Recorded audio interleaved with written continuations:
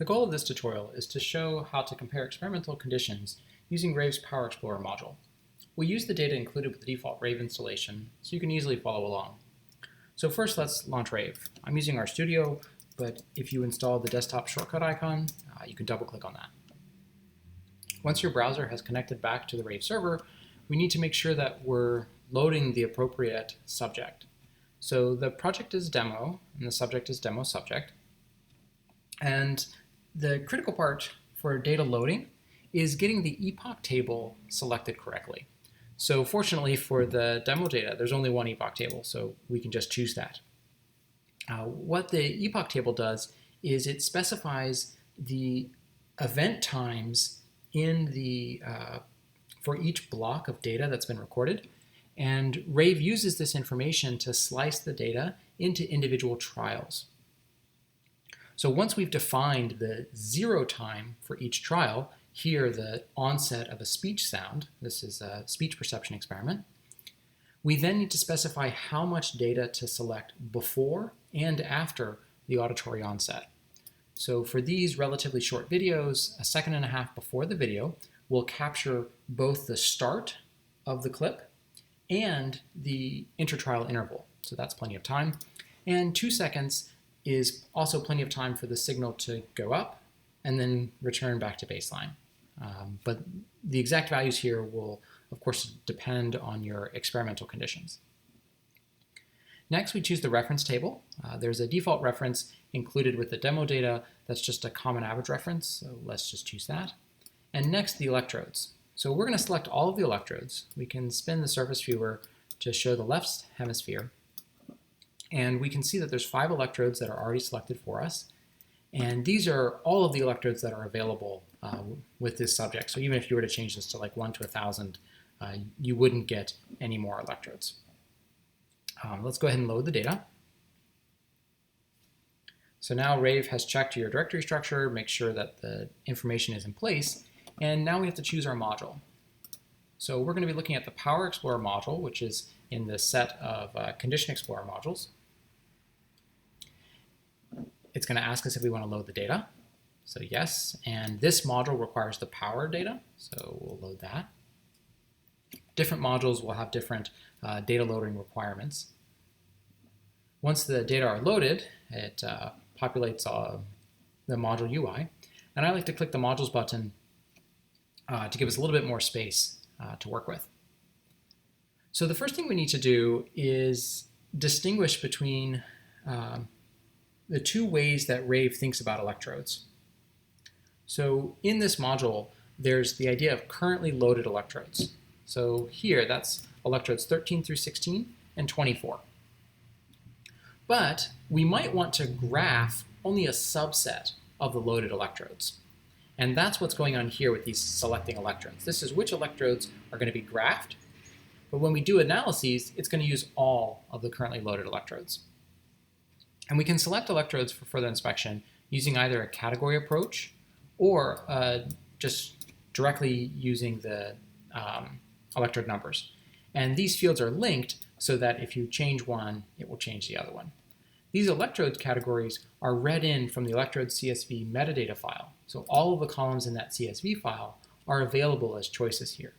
So for instance, if you had labels for your electrodes, which we do, you can choose the electrode category label, and now the multi-selector will specify the labels column of that CSV file. But let's go back to the FreeSurfer label. And we can see here's the other labels that are available in these 5 electrodes. The number to the right of the category label tells you how many electrodes match that category. So there's only going to be 1 electrode in the middle temporal gyrus. And so when we select from the category selector, it's going to go ahead and update the numerical selector. And you'll notice that these will update one another. And if you have a category like the STG that has multiple electrodes in that category, the only way to sub-select out of that would be to use the selecting the electrode number. So for instance, we could just select electrode 14. It's still going to show that category, but rest assured that this selecting electrode by number that's the box that really matters. Okay, so let's go back and just select all of the electrodes. For configuring the analysis, we have to first choose our frequency. Defaults to 70 to 150 hertz. For the demo data, because it has fewer than all possible frequencies, it's rounding to the nearest frequencies that are in the data set. And the range of this slider will shrink or grow depending on the data that are loaded. Next, we have to set up how we want to baseline our data. So the unit of analysis controls how the analysis time window is normalized relative to the baseline window. So the default is % change power, but there are other options. We could work in amplitude space, looking at % change amplitude, or we could do z-scoring. And so z-scoring here uses the mean and the standard deviation of the baseline window in order to reference the rest of the time series. We also support doing the decibel transforms if you want to work in log units. The baseline time is always relative to the trial onset. So even if you have a multiple event epoch file, your baseline time is always relative to the onset of the trial. Here, because time 0 is the auditory onset, we need to push that baseline window back, because the time a little bit before 0 is actually including stimulus. It's not a true ITI period. And usually we want our baseline to be a relatively calm or empty interval, although there are some times when you want a baseline to an active period. But if you need to do that, you'll probably know that you need to do that. So next, by default, RAVE baselines per trial. So we take each trial by itself and each frequency by itself and baseline it to the immediately preceding baseline period. However, there's some people have argued that you get a more stable estimate of the baseline if you use all of the baseline windows across all of your trials. Of course, there are trade-offs there. You have to assume that there's no drift in the signal over time, but we give that as an option. Next, we specify our analysis time, and this is when we do our final statistical comparison, what's the time window that we're most interested in? And here, let's set that to be 0 to 1. But you could, you can change that pretty easily. And this, again, as with the frequency slider, all of the time window sliders will change based on how much data that you've loaded. So we can put that back to 0 to 1. Plot time range just changes what's plotted. The last two options, the analysis event, if you have a multiple event trial, so your epoch file has multiple events in it, you'll see those in this dropdown. And then trial sorting, when we look at the activity over time by trial, we can sort either by trial number or by condition. So let's just choose recalculate. We'll scroll back to the top. You can collapse the input panels if you want your input panels to better line up with a particular graph. So first, let's look at the 3D viewer. And we can zoom in here. You can use the right click to pan, and you can use the scroll wheel to zoom in and zoom out. Left click and drag allows you to rotate the surface. So by default, we're showing the overall activity in the analysis window across all trial types. And so as we click, you can see that the values are updated both in the top left and in the legend. If we open the controls, we can do things like take screenshots, change the background color. One of the things that we do most frequently, of course, is we change what we're displaying. So maybe we want to look at the t-score associated with the % signal change rather than just the absolute change. And you can set the display range yourself, so maybe plus or minus 50, and you could even threshold. So you could say, I want to display the % change in power, but threshold it so that all the t-scores are greater than, say, 2. For these data, we only have strongly active electrodes, so maybe we need to set it to something like T of 15. And we can see even there, they're all displayed. Let's do T of 17. So now we can get that electrode to drop out. So electrodes that do not pass the threshold are shown in gray. If you want to hide these electrodes rather than showing them in gray, we can go to the electrodes panel, and instead of visibility all visible, we can say hide inactives. And this not only hides the electrodes that are not loaded, but it also hides the electrodes that don't pass the threshold.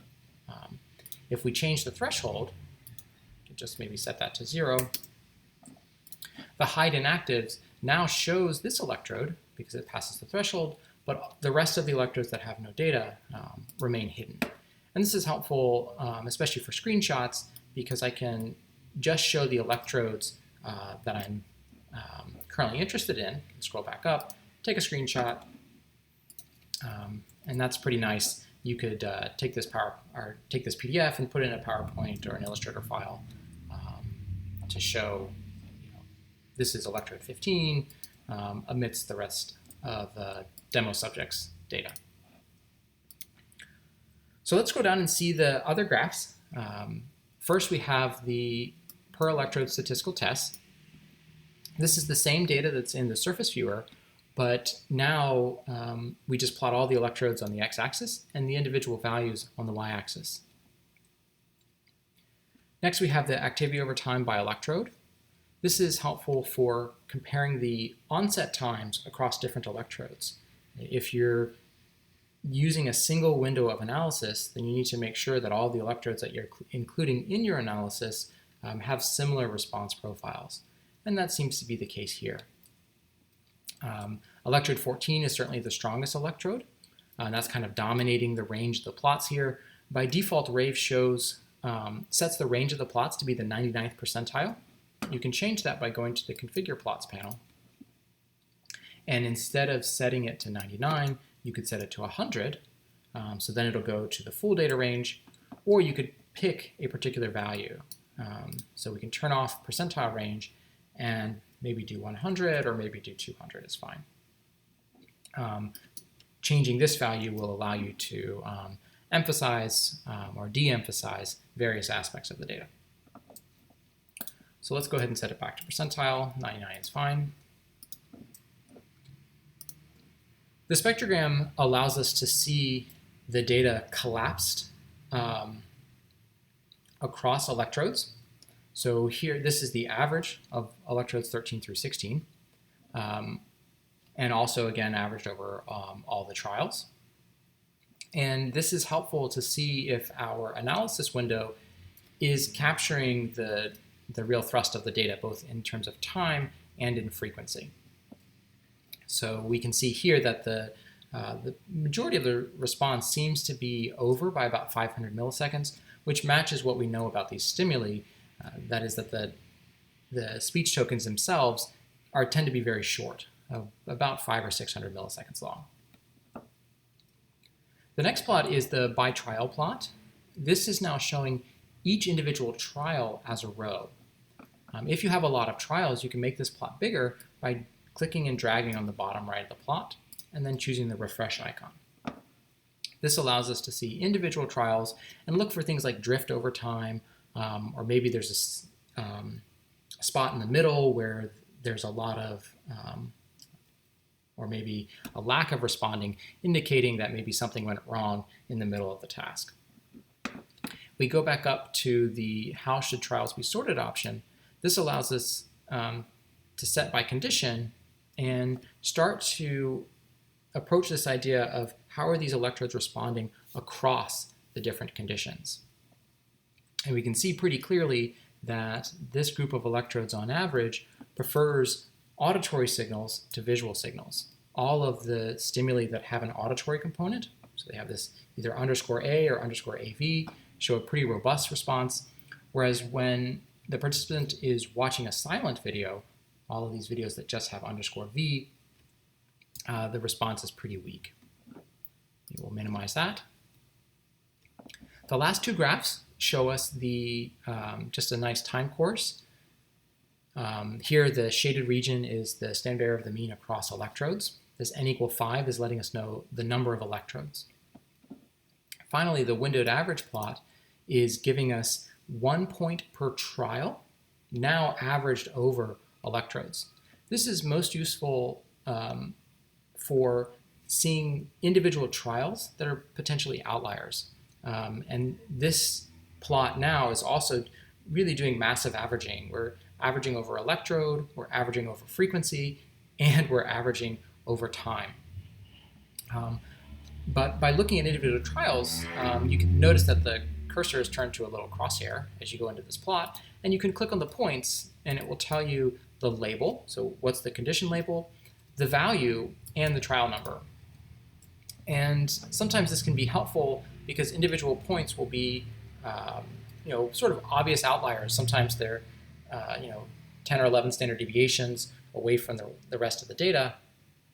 And RAVE allows you to double click on a given point and mark that point as an outlier. And now we'll redo all of the analysis with that point excluded. And here, since we have so many trials and so much data, we're moving one data point that's actually not, it's a pretty good data point. It's not going to change things overall. But if we go back to the activity over time by trial plot, we can see that it's also highlighted that trial here, which is helpful to make sure that when we look at the data, we can see maybe why the data are being thrown out. And if you need to save that outlier, you can go to the Manage Trial Outliers panel, expand that, and you would just hit Save Outliers. And when you do that, it's saving another column into the epoch metadata that lets RAVE and other software know, hey, this trial has been flagged as an outlier. You probably don't want to include it in your analysis. But it's just setting a flag. It's not actually deleting it from the data or anything like that. If you know for sure, like maybe as you were doing the experiment, you took notes and you said, hey, trial 210 was no good. The patient had their eyes closed the whole time. You can just go find that trial exactly. So you can scroll down, find trial 210, and just exclude it. And even if this trial maybe looks okay on the plot, let's recalculate so we can update the outliers. Go down and find it. So yeah, so this point is way down here. So this point actually looks maybe reasonable. It's not too far from the rest of the points, but if you have an a priori reason, you know, hey, the patient had their eyes closed, you can just specify those trials directly. Let's go ahead and clear those, and we'll save it that it's empty so that we make sure we don't save any outliers. Minimize that back. And recalculate so that RAVE gets the new no outlier information. So how do we actually statistically compare these conditions that we can see are clearly different in this graph? Well, if we look at the bottom that says comparing conditions, we notice that there's only one value here, and this is the overall. So because we haven't specified any conditions yet, what's going on here is RAVE is saying, well, the average across all electrodes is 60 plus or minus 15. So that's the data that are indicated here in the windowed average. And the degrees of freedom are 4 because by default, we're taking the level of replication as electrode. So to modify those, let's go back up and look at the Create Condition Contrast panel. Let's expand that panel. And we're immediately presented with a question. How should electrode be treated? So as a matter of first importance, we have to decide when we're doing our condition contrast, how do we want to treat electrodes? The default is to use a mixed effects model where electrode is treated as a random effect. So we're asking, in some sense, is there an effective condition ignoring electrode or marginalizing out electrode? Alternatively, we could do contrast per electrode. So this will compare our conditions for each electrode. So let's click on this, recalculate. We can minimize some of these graphs. So now RAVE has output for each electrode the estimate of that overall or all conditions And the p-values here are now comparing whether or not each electrode is significantly different from 0. Alternatively, we can collapse electrodes. So if you had a group of electrodes, maybe these are mini or micro contacts, where you're pretty sure that they're all measuring the same physical signal, and you might just want to collapse the electrodes, averaging across them as kind of like a noise reduction measure. So when you choose the collapsed electrode, notice now that the degrees of freedom represent the number of trials rather than the number of electrodes. And this may not be appropriate for your data, but we include that as an option. Finally, the fixed effect allows you to put electrode into the model as a parameter. And what's happening here is now we're not only measuring each individual electrode, so we're getting those same means per electrode, but now we're comparing every single electrode. So if you had some hypothesis where you expected certain electrodes to be different from other electrodes, you could test those quickly here, again, at the single subject level. Let's actually try to compare conditions rather than dealing with electrodes. So for the first condition, let's create an A-only condition. I'm just going to delete all of the condition labels from this selector. And you can either scroll down and click on each option, then choose plus to create another group, or you can search. So you can just start typing, and I know all of the visual only trials end in _V, so I can just type that, and then once it's found it, I can just hit enter. So these are my conditions. I can choose save settings, which this is helpful. I could call this like A only versus V only. And that way I can save this comparison and load it up with another subject. I don't have to click as much through the GUI. So I'll just save that. And now if I go back to load settings, you can see it shows the YAML file there for me. Okay, so now let's recalculate. So now we're doing A only versus V only. And we notice that the graph has updated. So now we have time courses for A only and V only. Again, the n = 5 is the number of electrodes.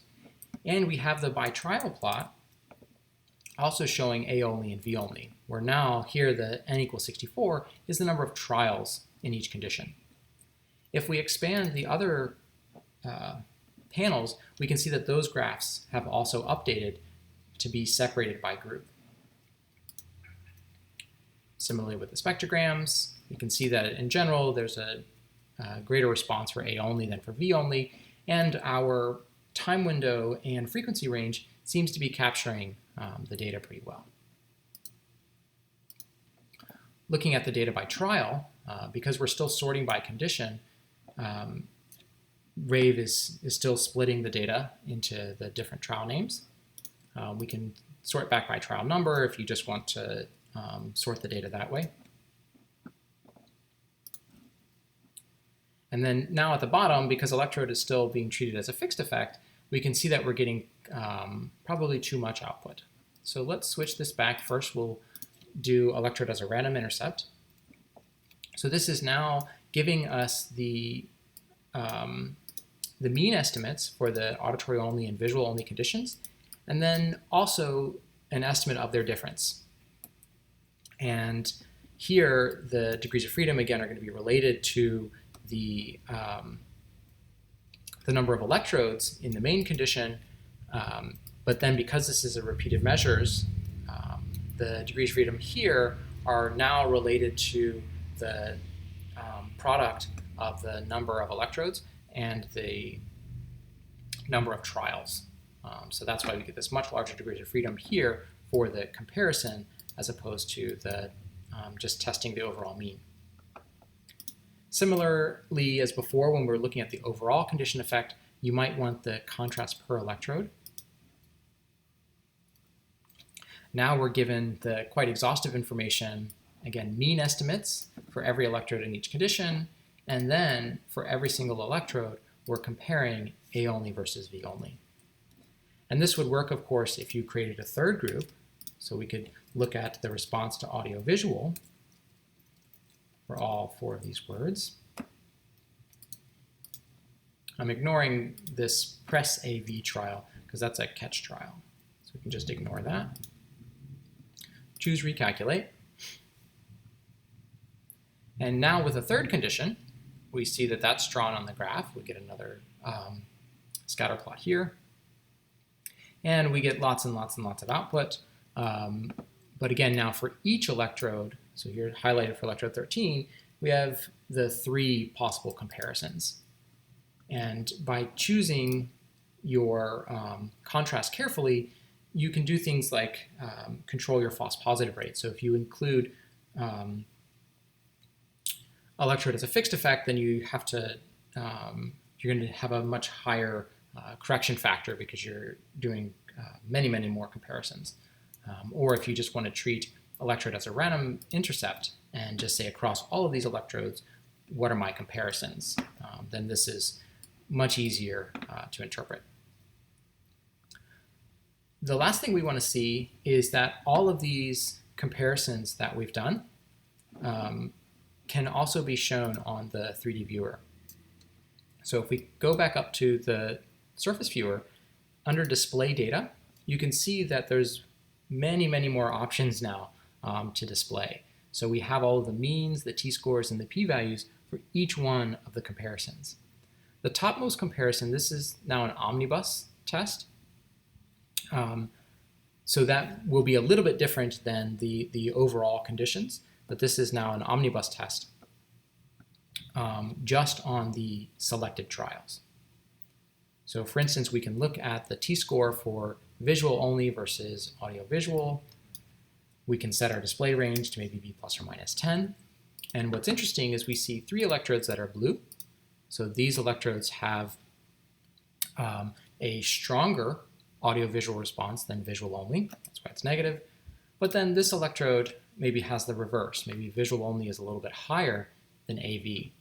And to see these differences, because we said before that RAVE is plotting the averages across electrodes, we can double-click on electrodes in the surface viewer to update the graphs automatically. And so maybe we'll look at the spectrograms. So we can see for this subject that, or for this electrode, again, V only is much less than AV. But if we select this electrode in the more posterior, the V only is comparable to the AV and a little bit bigger. Certainly it's a longer response. And we can look at the time course to see what that looks like per electrode and also get the individual trial plot. Or we can split out by frequency, or excuse me, by trial as well. And here it's usually very helpful to sort by condition to make sure that there's not a very strong effect, like maybe it's a single word that the electrode is responding to rather than the entire condition. Lastly, I just want to mention that you can save all of these plots. So if you made a comparison, maybe let's make one that's a little bit simpler. If you've made a comparison that you like, all of these plots you can right-click and say copy image, and that will allow you to paste the image into PowerPoint. Or you can download a high-res single figure of any one of the plots. And this is a little bit nicer. It allows you to control the exact height and width rather than just relying on the size of your browser to determine the height and width. And we support lots of different output types. So maybe we want to save the activity over time by frequency. You could set, you could set it to be really large if you wanted to, 10 by 5. Choose download the graph, and it will show up in your download box. Click on that and look at it, make it big. And this is, because it's a PDF, it's a vector graphics format, and so you could edit these in a vector graphics software like Adobe Illustrator. So that's all for comparing conditions in RAVE. Next time we'll see how to compare conditions across multiple subjects using the group analysis module.